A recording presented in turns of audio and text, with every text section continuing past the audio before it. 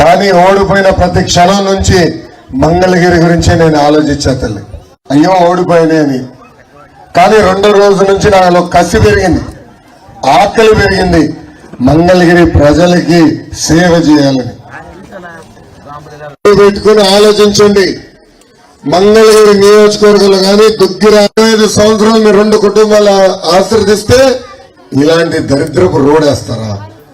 కన్నా ఏనాడు మనం పట్టించుకోలేదు తల్లి. ఇప్పుడు ఎన్నికలు వస్తున్నాయని రోడ్ ఎక్కారు. ఆనాడు 5,350 ఓట్లతో నేను తెలుగుదేశం పార్టీ అమ్మా చెట్టు కింద కూర్చోవాలంటే సిమెంట్ బాల్లో కూడా వేసింది తెలుగు. ఇంట్లో పెళ్లి జరిగితే పెళ్లి కానక,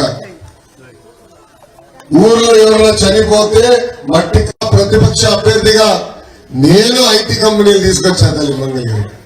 ఈ రోజు 150 మంది అక్కడ మంచి సంక్షేమ అభివృద్ధి కార్యక్రమాలు మీకోసం చేశారు. అమ్మా కరకట్ట కమలాసన్, ఏంటమ్మా కరకట్ట కమలాసన్, అది ఎవరో తెలుసా తల్లి? ఎవరమ్మా? వాస్తవంగా రాజకీయాల్లోకి రాకుండా సినిమా ఫీల్డ్ లోకి వెళ్ళుంటేనా అసలు ఆ నట చూసి నేనే షాక్ అయింది. 2000 పెట్టని చెప్పాలి కదా తల్లి. 6 నెలల క్రితం ఆయన చెప్పిన మాటలు నేను చెప్తున్నా. ముఖ్యంగా నిరుపేద కుటుంబాలకు ఇల్లు కట్టిస్తా అన్నాడు, కట్టించలేదని ఆయనే అన్నాడు. నీ ఒక్క అవకాశాల మాయతో మనం మోసపోయాం తల్లి. జగన్ ని చూస్తే నాకు ఒక అద్భుతమైన కట్టింగ్ ఫిట్టింగ్ మాస్టర్ గుర్తు. ఆ పులుకు బటన్ నొక్కుతాడు తల్లి, అకౌంట్ లో 10 రూపాయలు పడుతుంది. అందరూ అకౌంట్ నుంచి 100 రూపాయలు విషయం పోతుంది. ఎలా పోతుందో చెప్పాలి కదా. 3 సార్లు పెంచారు. పెట్రోల్ డీజిల్ గ్యాస్ ధర పెంచారు. బాబు గారు ముఖ్యమంత్రి ఉన్నప్పుడు గ్యాస్ ధర 400 రూపాయలు. ఇప్పుడు అదే గ్యాస్ ధర 1200 రూపాయలు పెరిగిందండి. ఇంకో బాగా కటింగ్ మాస్టర్ అని చెప్పే కదా, కటింగ్ చెప్తా. పండగ కానుకలు కట్, పెళ్లి కానుక కట్, విదేశీ విద్యా cut, school fee reimbursement cut, రైతులకి రావాల్సిన ఇన్పుట్ సబ్సిడీ కట్, ఇలా 100 సంక్షేమ కార్యక్రమాలు కట్ చేశాడు. బిల్లు ఎక్కువ వచ్చిందని వైట్ రేషన్ కార్డు కట్ చేస్తారు. ఎంత అన్యాయమో చూడండి. ముఖ్యమంత్రి ఉన్నప్పుడు 130 సంక్షేమ కార్యక్రమాలు ఆనాడు మనం 500 కోట్ల రూపాయలు ఖర్చు పెట్టి ప్యాలెస్ అని చేసిన అదొకటి. మీరందరూ ఇట్లా అడుగున అభివృద్ధి కార్యక్రమాలు మొత్తం నాశనం చేశారు. కనీసం ప్యాచ్ వర్క్ చేసే పరిస్థితులు ఈ ప్రభుత్వం. ఎమ్మెల్యే గారు ఇంకా ఉద్యోగాలు ఎట్లొస్తాయి తల్లి మన బిడ్డలకి? Very good. ఎలక్షన్ కమిషన్ సోదరా మా వీడియో రెడీగా వచ్చేసినాం. తీసాను ఒకే రకం నమ్మడుకోలే స్వామి. ప్రతి నెల 3000 రూపాయలు నిరుద్యోగ భృతి మన ప్రభుత్వం అందిస్తుంది. 2వ హామీ చట్టాల్లో మీరు ఉన్నారు కదా, లెక్కలు బాగా రాస్తారు. చెప్పండి అమ్మా, ఇద్దరుంటే ఎంత, ముగ్గురుంటే ఎంత? 45,000 రూపాయలు ప్రతి సంవత్సరం వస్తున్నారు. 3వ హామీ గ్యాస్ ధరలు 3 రెట్లు పెంచాడు జగన్మోహన్ రెడ్డి గారు. 9 సంవత్సరాల వయసు కలిగిన మహిళలకి ప్రతి నెల 1500 రూపాయలు అందిస్తాం. అంటే సంవత్సరానికి అకౌంట్ లో ఎన్డీఏ ప్రభుత్వం ఇవ్వబోతుంది. ఇంకా 6వ హామీ అవుతుంది. మహిళలు ఆర్టీసీ బస్సులో ఉచితంగా ప్రయాణించే హక్కు కూడా మన ప్రభుత్వం కల్పించబోతుందని ఈ సభాముఖం మీకు నేను హామీ ఇస్తున్నా. అమ్మబాల పార్టీకి చెందిన విజయసాయి రెడ్డి గారు సంపూర్ణ మద్దతు తెలుపుతున్నామని రాజ్యసభలో మాట్లాడారు. ఇప్పుడు ఎందుకు మాట తప్పుతున్నాడు అంటున్నారు, ఇప్పుడు ఎందుకు మణిమ తిప్పుతున్నారని అడుగుతున్నా. అమ్మా, మా బీజేపీ మిత్రులు ఇక్కడనే ఉన్నారు. 2014లో పొత్తుతో తెలుగుదేశం భారతీయ జనతా పార్టీ ప్రభుత్వం ఏర్పడింది. ఆనాడు రంజాన్ తోఫా ఇచ్చాం, దుల్హన్ పథకం ఇచ్చాం. రంజాన్ మాసం వస్తే ఏకంగా మసీదుల రంగులు కూడా డబ్బులు ఇస్తుంది ఎన్డీఏ ప్రభుత్వం. అంతెందుకు దుల్హన్ పథకం కూడా తీసుకొచ్చింది ఎన్డీఏ ప్రభుత్వం. ఇప్పుడు వీళ్ళు వచ్చారు, ఏం చేశారని అడుగుతున్నా. మైనార్టీ సోదరులకు ఏం చేశారని ప్రశ్నిస్తున్నా. నిన్నగాక మొన్న చూసాం నంద్యాలలో అబ్దుల్ సలాం అని మొత్తం కుటుంబం కలిసికట్టుగా ఆత్మహత్య చేసుకున్నారు. ఆత్మహత్య చేసుకున్న తర్వాత వీడియో బయటకు వచ్చింది. వైకాపా నాయకుల వేధింపుల వల్ల ఆత్మహత్య జరిగిందని. ఇంకో పక్కన పాలమనేరులో మిస్బా చిన్న పాప అన్ని సబ్జెక్టులో ఫస్ట్ ర్యాంక్ వచ్చేది. వైకాపా నాయకుడు కూతురు సెకండ్ ర్యాంక్ వస్తుందని వాళ్ళ మిస్బా తల్లిదండ్రుల్ని వేధించి మిస్బాకి టీసీ ఇప్పించి పంపించేశారు. ఆ మిస్బా రాసిన డైరీ నేను చూశాను తల్లి పాదయాత్రలో. నేను బాగా చదువుకుంటా, నేను డాక్టర్ అవ్వాలనుకుంటున్నా అని చెప్పింది తల్లి. అలాంటి తల్లిని చంపేశారు. నర్సరావుపేటలో ఇబ్రహీం అనే వ్యక్తి వాఫ్ భూముల తరపున పోరాడినందుకు నడి వీధిలో నరికి చంపేశారు. దుల్హన్ పథకం లేదు, మైనారిటీ కార్పొరేషన్ ద్వారా నుంచి రావాల్సిన నిధులు లేవు, రంజాన్ తోఫా లేదు. ఆనాడు ఇస్లామిక్ బ్యాంక్ ఏర్పాటు చేస్తానని హామీ ఇచ్చిన జగన్ ఈరోజు దాని గురించి మాట్లాడట్లేదు. అందుకే మైనారిటీ సోదరులు ఆలోచించాలా. దయచేసి దుష్ప్రచారాన్ని మీరు నమ్మద్దండి. మిమ్మల్ని మా గుండెల్లో పెట్టుకుని కాపాడే బాధ్యత ఎన్డీఏ ప్రభుత్వం తీసుకుంటుందని ఈ సభాముఖంగా హామీ ఇస్తున్నాం. బీసీ సోదరులను కూడా వదిలిపెట్టలేదు తల్లి జగన్. నేను ఒక్క ఉదాహరణ ఇస్తా తల్లి. అమర్నాథ్ గౌడ్ అన్న కుర్రోడు అమర్నాథ్ గౌడ్ వాళ్ళ అక్కని వేధిస్తున్నారని ఊరు పెద్దలకి అమర్నాథ్ గౌడ్ వెళ్ళి కంప్లైంట్ చేశారు. అది తెలుసుకున్న వైకాపా నాయకులు పిల్లలు అమర్నాథ్ గౌడ్ ని చితక బాదారు. అతను చదువుతున్న పుస్తకాల నుంచి కాగితాలు చింపి నోట్లో కుక్కేసి కాలు చేతులు కట్టేసి పెట్రోల్ పోసి తగలబెట్టారు తల్లి. తగలబెట్టి చంపేశారు తల్లి. చంపిన వాళ్ళు ఏం చేశాడు తెలుసా జగన్? వదిలేశాడు. 2 రోజులు జైలుకి వెళ్ళారు, బయటకు వచ్చారు, ఊరేగింపుతో మళ్ళీ ఇంట్లోకి తీసుకెళ్లారు. ఈ రోజు కూడా అమర్నాథ్ గౌడ్ కుటుంబానికి న్యాయం జరగట్లేదు తల్లి, న్యాయం జరగట్లేదు. కానీ ఆ చెల్లమ్మని చదువుతుంది నా తల్లి బోనమ్మ.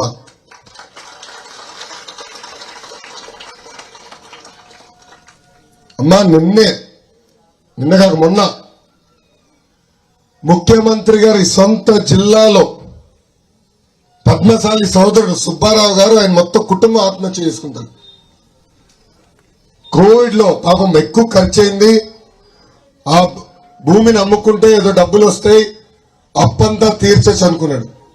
వెళ్ళి భూమి అమ్మేదానికి ప్రయత్నిస్తే వైకాపా నాయకుడు వైకాపా ఎమ్మెల్యే అతను బినామీ పేర్ల మీద ట్రాన్స్ఫర్ చేసుకున్నాడు. 6 నెలలు కష్టపడ్డాడు, పాపం భూమి వస్తుంది రాలా. ట్రైన్ ముందల దూకి చనిపోయాడు తల్లి. అది తెలుసుకున్న ఇంట్లో అందరూ ఆత్మహత్య చేసుకున్నారు.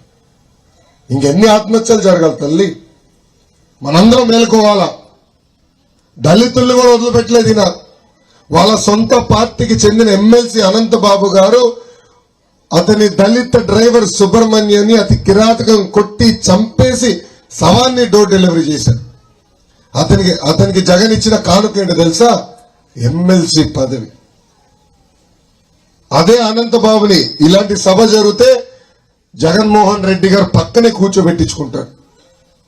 రివ్యూ మీటింగ్ జరిగితే ముఖ్యమంత్రి గారి ఇంట్లో కూర్చుని, ముఖ్యమంత్రి గారి ఆఫీస్ లో కూర్చుని రివ్యూలు చేస్తున్నారు అనంతబాబు. ఇంకా ఎంతమంది చనిపోవాలమ్మా?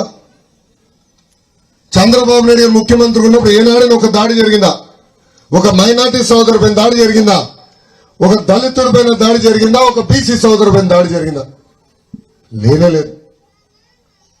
బాబు గారి లక్ష్యం ఒకటే, కులం మతం ప్రాంతం తెలీదు, తెలుగు వాళ్ళు ఎక్కడున్నా హాయిగా ఉండాలి, అభివృద్ధి చెందాలి, అన్ని రంగాల నంబర్ 1 ఉండాలి.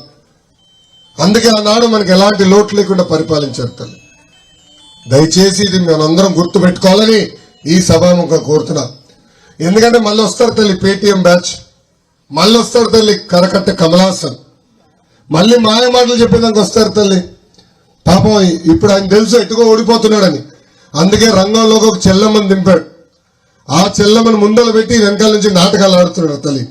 దయచేసి ఆ మాయ మాటలు నమ్మద్దని ఈ సభాముఖం మిమ్మల్ని కోరుతున్నాం. డోర్ టు డోర్ వస్తే ఎన్ని అడగండి తల్లి. ఎందుకు పెంచారు మీరు కరెంటు ఛార్జ్? ఎందుకు మీరు దళితుల్ని చంపారు, బీసీల్ని చంపారు, ముస్లింల్ని చంపారని అడగమని సభాముఖంగా కోరుకుంటూ, ఇంత అద్భుతమైన అవకాశం ఇచ్చిన మీ అందరికీ నా హృదయపూర్వక ధన్యవాదాలు తెలుపుకుంటూ, ప్రత్యేకంగా మన గ్రామానికి వచ్చేగల డ్రైనేజ్ సమస్య తీవ్రంగా ఉంది. మన ఇంటి మురికి నీళ్ళు వేరే ఇంటి ముందర ఆగుతుంది. పొద్దున్న లేచి వాళ్ళకి మనకి గొడవ. అవునా కదా తల్లి? మగవాళ్ళందరూ బయటికి వెళ్ళిపోతారు, మీరే పాప గొడవలకు దిగాల్సి వస్తుంది. గడప దగ్గర ఆగుతుంది, మళ్ళీ అక్కడ ఒక గొడవ. అందుకేమ్మా దీనికి శాశ్వతమైన పరిష్కారం భూగర్భ డ్రైనేజ్. నిమ్మకూరు అంటే అన్న ఎన్టీఆర్ గారి సొంత ఊరు, స్వగ్రామం. నిమ్మకూరులో నేను మంత్రిగా ఉన్నప్పుడు భూగర్భ డ్రైనేజ్ చేశారు తల్లి. ఆ భూగర్భ డ్రైనేజ్ చేస్తే ఈరోజు ఒక్క దోమ లేదు తల్లి ఊర్లో. చాలా అద్భుతంగా ఉంటుంది. సో మళ్ళీ భూగర్భ డ్రైనేజ్ మన దుగ్గిరాల గ్రామంలో ఏర్పాటు చేసే బాధ్యత నేను తీసుకుంటాను. కృష్ణమ్మ ఇక్కడి నుంచి పెద్ద దూరంగా లేదు, కానీ నీటి సమస్య తీవ్రంగా ఉంది. పైప్ లైన్ వేస్తాం, ప్రతి ఇంటికి కుళాయి ద్వారా సురక్షితమైన తాగునీరు అందించే బాధ్యత కూడా మన ప్రభుత్వం తీసుకుంటుందని ఈ సభాముఖంగా హామీ ఇస్తున్నాం. మా తెలుగుదేశం పార్టీ అంటేనే రోడ్లు వేస్తాం, మీకు తెలిసిందే. ఇంకా ఎన్డీఏ అందరూ కలిసికట్టుగా ఉన్నాం. తప్పనిసరిగా మంగళగిరి నుంచి తెనాలి రోడ్డు కానివ్వండి, లోపల ఉన్న రోడ్లు కానివ్వండి, ఈ రోడ్లు కూడా రిపేర్ చేసి మెరుగైన రోడ్లు వేసే బాధ్యత మేము తీసుకుంటామని ఈ సభాముఖంగా మీ అందరికి నేను హామీ ఇస్తూ, దయచేసి అందరు రికార్డ్ చేసుకోండి.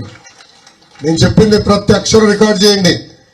ఎందుకు చెప్తున్నానంటే 5 సంవత్సరాల నేను వచ్చి చూడతలే వీడియో మళ్ళీ ఓపెన్ చేయి, చూడమ్మా ఆనాడు ఇచ్చిన ప్రతి హామీ నేను నిలబెట్టుకున్నాను. అది నాకున్న చిత్తశుద్ధ నేను చెప్తాను తల్లి. రిజిస్టర్ చేయాలని కోరిక ఉంది. బాబు గారు మన జరిగిన జేఓబీసీ సభలో హామీ ఇచ్చారు, పట్టాలని రిజిస్టర్ చేసే బాధ్యత మేము తీసుకుంటాం తల్లి. మన ప్రభుత్వం వచ్చిన మొదటి సంవత్సరంలో ఆ ప్రక్రియ మేము పూర్తి చేస్తాం. హాస్పిటల్లో మా ఆయనకి హార్ట్ ప్రాబ్లం ఉంటే హైదరాబాద్ లో ఉన్న హాస్పిటల్లో 3 నెలలకి మా రేషన్ కార్డు తీసేశారు. 3 సంవత్సరాలు మా రేషన్ ఇవ్వట్లేదు. మళ్ళీ పట్ల ఓటు ఇక్కడనే ఉందా? ఓటు ఇక్కడనే ఉంది తల్లి. అమ్మ 2 నెలలు ఓపిక పట్టు, ఎన్డీఏ ప్రభుత్వం వస్తుంది. మొదటి 100 రోజుల్లో మీ రేషన్ కార్డు తిరిగి మీకు ఇప్పిస్తాం. ఓకేనమ్మా? చెల్లమ్మ నంబర్ తీసుకో. లోన్లు లేవు, ఆటోలు కార్లు అలాంటివి ఏమన్నా ఇస్తాయి? దేనికమ్మా లోన్లు? ఆటో లోన్స్ అయ్యి. ఏం చదువుకున్నావు? నేను 10th పాస్ అన్నా. ఏం చదువు అనుకుంటున్నావు? ఏ లోన్ వస్తే బ్యాంకులు ఆటో అయితే వెళ్దామని అన్న. అమ్మా గతంలో బీసీ కార్పొరేషన్ ఉండేది, ఎస్సీ కార్పొరేషన్ ఉండేది. దామాషా ప్రకారం నిధులు కేటాయించాలి.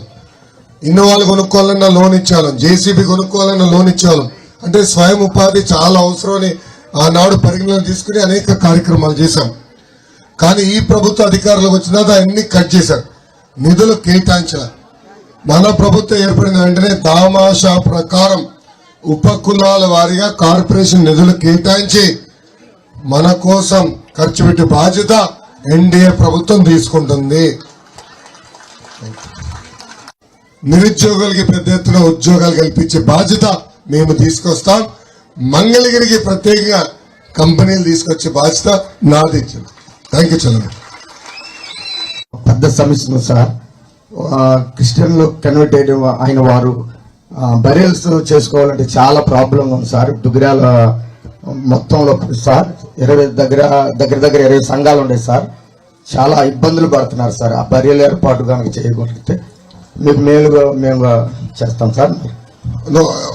ఇక్కడ వాళ్ళు ఇబ్బంది పడుతున్నారు, ముస్లిం సోదరులకి క్రైస్తవులకు ఉన్న ఇబ్బంది సమస్య నాకు ఐడియా ఉంది.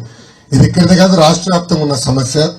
అందుకే దామాషా ప్రకారం భూములు అవసరమైతే భూములు కొనుగోలు చేసి ఏర్పాటు చేయాలి. ప్రహరీ గోడ కూడా కట్టాల్సిన అవసరం ఉంది, ఆ భూములు కాపాడుకోవాల్సిన అవసరం ఉంది. అది తప్పనిసరిగా మన ప్రభుత్వం చేపడుతుంది sir. Thank you sir. Super 6 పెట్టాం. ఆ సూపర్ 6 కి ఎలాంటి అభ్యంతరాలు లేకుండా అందరికీ అందజేయగలుగుతామా మనం? నా ఫస్ట్ ఆఫ్ ఆల్ ఏనాడు ఇలాంటి కటింగ్ బిజినెస్ పెట్టామా? అలాంటిది ఎప్పుడు మన ప్రభుత్వంలో జరగలేదు. ఎప్పుడు జరగకుండా ఉండాలని పూర్తి చేయడమ్మా. ఇప్పుడు ఈ ప్రభుత్వం ఏం చేస్తుందంటే అప్పులు చేసి సంక్షేమం చేస్తుంది. దానివల్ల ఏమవుతుందంటే ప్రతి వ్యక్తి పేరు అప్పు అనేది పడిపోయింది. ఆ అప్పు తీర్చేదానికి కరెంటు ఛార్జీలు పెంచుతున్నారు, మన ఆర్టీసీ ఛార్జీలు పెంచుతున్నారు, ఎన్ని పెంచుతున్నారు. అది కూడా సరిపోట్లా. అందుకే ఇప్పుడు కటింగ్ మాస్టర్ ఏం చేస్తున్నాడు, కొత్త కొత్త షరతులు పెట్టి మన ఇబ్బంది పెడుతున్నారు. గతంలో ఎట్లయితే షరతులు లేకుండా సంక్షేమం అందజేసామో ఆ విధానం మళ్ళీ అమలు చేసే బాధ్యత మన ప్రభుత్వం తీసుకుంటుంది. అన్న నమస్తే అన్న. తల్లి బిడ్డ కూడా ఇబ్బంది అవుతుందన్న. అవును. కాబట్టి మాకు 2 సబ్ సెంటర్లు ఉన్నాయి. వాటిని కానీ ప్రాథమిక ఆరోగ్య కేంద్రం కానీ 4-5 బెడ్స్ ఉన్నాయన్న. అది మీరు మన ప్రభుత్వం వచ్చిన తర్వాత అది ప్రాథమిక ఆరోగ్య కేంద్రం గురించి అది ఒకటి చూడాలన్న. తప్పనిసరిగా టేకప్ చేద్దాం. రెండోదన్న, మాకు జగనన్న లక్షలు ఇల్లు కట్టామని చెప్పి రాష్ట్రం మొత్తం ప్రచారం టీవీల్లో ఆయన గొప్పగా చెప్పుకుంటాడన్న. మా గ్రామంలో 514 ఇళ్ల స్థలాలు ఇచ్చాడన్న. 514లో 103 ఇల్లు మాత్రమే ఇల్లు కంప్లీటెడ్ అయినాయి అన్న. 270 ఇల్లు బేస్మెంట్ లెవెల్లో ఇక్కడ ఉన్న అంటే కాంట్రాక్టర్ టేకప్ చేసిన వాళ్ళు 20,000 10,000 తీసుకుని బేస్మెంట్ డబ్బులు ముందుగా తీసుకుని బేస్మెంట్లు 270 నుంచి 270 దాకా బేస్మెంట్లు ఆగిపోయినాయి అన్న. 230 ఇల్లు అయితే 230 ఇల్లు దాకా అసలు స్టార్ట్ చేయలేదన్న. అవి కెనాల్కి దగ్గరలో ఉండటం వల్ల రేపు వరి వచ్చినప్పుడు నీళ్ళు వచ్చినప్పుడు ఆ ఫ్లాట్లోకి నీళ్ళు వెళ్ళి చాలా ఇబ్బందికరమైన పరిస్థితిలో ఉన్నారన్న. ఆ ఫ్లాట్లు కూడా ఒక ఇంట్లో ఆ పార్టీకి సంబంధించిన వాళ్ళకి 2-3 ఇచ్చుకున్నారు. కానీ ఇందాక మహిళలు చెప్పినట్టు నిరుపేద కుటుంబం వాళ్ళకి చాలా మందికి ఫ్లాట్లు అయితే బీపీఎల్ కార్డు ఉండి అర్హులైన ప్రతి ఒక్కరికి మన ప్రభుత్వం వచ్చిన తర్వాత అది చేయాలని మా కోరిక అన్న. తల్లిదండ్రుల అకౌంట్ డబ్బులు వేస్తే వాళ్ళు కట్టుకోవాలన్నారు. అమ్మ పాత విధానమే బాగుండేది. డైరెక్ట్ గా డబ్బులు కాలేజ్ అకౌంట్లు వేసేవాళ్ళం, ఎలాంటి సమస్య ఉండేది కాదు. పాత ఫీ రీంబర్స్మెంట్ విధానం తీసుకొస్తాం. దాదాపు 6 లక్షల మందికి మార్క్ లిస్ట్ ఇంకా రాలా ఫీ గట్లా. అది 1 టైం సెటిల్మెంట్ చేసి ఆ మార్క్ లిస్ట్ అందజేసే బాధ్యత కూడా మన ప్రభుత్వం. ఇంకోటి ఏంటంటే మాకు ఎస్సీ అది మా అబ్బాయి బీటెక్ చదువుతున్నాడు, అమ్మాయి వచ్చి ఇంటర్ చదువుతుంది, మిసెస్ వచ్చి తెనాలి కొద్దిగా హోటల్ టీ స్టాల్ ఉంటుంది. ఒక 20 రోజుల నుంచి చేసుకుంటున్నాను టీ స్టాల్. ఇట్లా మన దుగ్గిరాల గ్రామ ప్రజలందరికీ తెలుసు అండి. ముస్లిం సోదరసులు కానీ మన ఇక్కడ మా సుధాకర్ అంకుల్ కానీ అందరికీ తెలుసు. కొద్దిగా చిన్న బండి కానీ ఏమన్నా ఆర్థిక సహాయం కానీ నేను చేసి ఎలక్షన్ కమిషనర్ రెడీ ఉన్నారు. ఇంకా వీడియో తీసి పర్వాలేదు, నేను పర్వాలేదు, నా పేరు కేసు పెడతారు, మీకేం పోయింది. ఇప్పుడు తర్వాత అయినా సరే కొద్దిగా ఆర్థికంగా చిరిగిపోయారు. గతంలో తోపుడు బండ్లు, టిఫిన్ బండ్లు, ఇస్త్రీ బండ్లు అందజేశాం, రిక్షాలు కూడా అందజేశాం. ఇప్పుడు తాతయ్య నేను దేవుడిని కాదు తాతయ్య, అందరు వరాలు ఒకేసారి తీర్చలేను తాతయ్య. ఇప్పుడు ఎలక్షన్ కోడ్ అనేది ఉంది. కోడ్ అయిన తర్వాత ఎక్కడైతే ఆ ప్రోగ్రామ్ ఆపేసాం మళ్ళీ అది స్టార్ట్ చేస్తాం. అది కొత్త పథకం కాదు, తప్పనిసరిగా అది ముందలు తీసుకెళ్తాం, మేము తీసుకుంటాం. నేను 2 నెలలలోపు బట్టి కక్కిస్తాలే మొత్తం డబ్బులు కక్కిస్తా, సిమెంట్ కక్కిస్తా, ఇల్లు కట్టించే బాధ్యత నేను తీసుకుంటా. నేను చూసుకుంటా, నాకు వదిలే కక్కిస్తాలే నేను. ఓకే, ఇల్లు కట్టించి ఇవ్వాల్సిన బాధ్యత ప్రభుత్వాలపైన ఉండాలి. ఇల్లు కట్టించే బాధ్యత మేము తీసుకుంటాం. ఇండియాతో కలిసారు మీరు, మనకేంటి ఇప్పుడు ఏమైనా షూరిటీ ఇస్తున్నారా లేదా, షూరిటీ ఉందా లేదా అని? దేనికి షూరిటీ అంటే వాళ్ళు పంపిస్తాను అన్నారు. సిఏ గురించి ఏంటంటేనండి, యాక్చువల్ గా మేమందరం కూడా తెలుగుదేశం అభిమానులు. అవును. అయితే మాకున్న ముస్లిం సోదరుల దగ్గరికి వెళ్ళినా కూడా మనం ఎప్పుడైతే మీరు ఎన్డీఏ గవర్నమెంట్ అనేటప్పటికీ పైనుంచి మోడీ గారు కూడా ఎట్టి పరిస్థితుల్లో ముస్లిం సమాజానికి పంపించాలనే చట్టం అనేది 100% సైన్ చేయాలనే ఆలోచనలో ఉన్నారు అనేది మాకున్న ఇన్ఫర్మేషన్. అయితే మీరు ఇందాక చెప్పారు నాది హామీ అని చెప్పి. అయితే మా ముస్లిం సోదరులందరికీ కూడా ఏంటంటే ఆ భయం ఉందండి 100%. ఎన్డీఏ ఎప్పుడైతే మీతో కలిసిందో, ఎందుకంటే మేము మా సోదరుల దగ్గరికి వెళ్ళినప్పుడు మనం ఎలా ఆ పార్టీని మనం కోఆపరేట్ చేస్తాము, మనం ఎలా ఓట్లు వేస్తాము, మనకేంటి అసలు ఇప్పుడు ముస్లిం సోదరులు ఉన్న ఇండియా పరంగా ఉన్నటువంటి మనమంతా కూడా ఎలా ముందుకెళ్ళాలి అనేది బాగా కన్ఫ్యూజన్ ఉంది సార్. దయచేసి మీరే కాదు, తెలుగుదేశం పార్టీ, అట్లాగే భారతీయ జనతా పార్టీ, జనసేన పార్టీ, మీరందరూ కూడా ఒక వేదిక మీద ఈ మన ముస్లింస్ అందరికి కూడా ఒక మంచి హామీని కనుక మీరు ఇవ్వగలిగితే మేము ధైర్యంగా వెళ్లి మన తెలుగుదేశం పార్టీని 100% చంద్రబాబు నాయుడు గారిని సీఎం చేసేదాకా మేము ముందుకు వస్తాం. అన్న ఇంకోట హచ్చుకోట అన్న, వాళ్ళు కొద్దిగా ఇంక్రీజ్ చేస్తే బాగుంటుందని. ఇప్పుడు అది కూడా చెప్తా. అది హౌస్ కూడా పెండింగ్ లో ఉందన్న. రెండు నేను మారుతా అన్న. ఫస్ట్ మీకు కలిసింది సిఏకి అనుకూలంగా ఓటేసింది ఎవరన్నా? వైకాపా ఎంపీలో మీకు వీడియో పెడతా. ఇప్పుడు నెల్లూరు ఎంపీగా నిలబడుతున్నారు విజయసాయి రెడ్డి గారిని, పిల్లిగడ్డం. ఆయన జగన్ కేసులో మొత్తం A2. ఆయన ఏంటంటే రాజ్యసభలో మాట్లాడుతూ సంపూర్ణ మద్దతు మేము తెలుపుతున్నాం అని చెప్పాడు. అంటే ఆనాడు తెలీదా వాళ్ళకి? ఆనాడు డౌట్ ఉంటే ఎందుకు ఓటేశారు, ఇప్పుడు ఎందుకు దుష్ప్రచారం చేస్తున్నారు?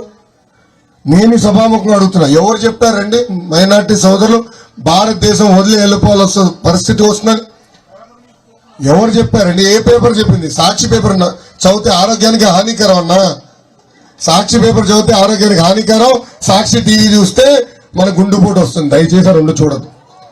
అది ఫేక్ న్యూస్.